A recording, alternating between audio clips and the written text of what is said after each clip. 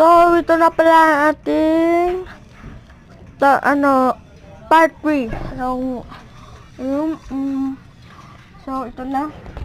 Naglalaro ulit ako ng The Doors Horror. Tangina ka, Pran. Sorry kung nagmura ako, gagi.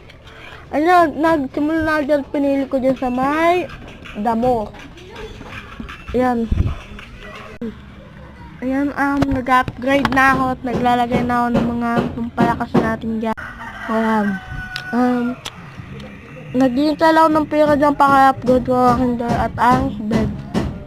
So, ayan, wait na lang. Ayan, at 3, 2, 1, yan, magsisimula na. So, guys, balat na kayo manood dyan. Bawal kasi mag-ready dito sa amin, kaya hanggang dito na.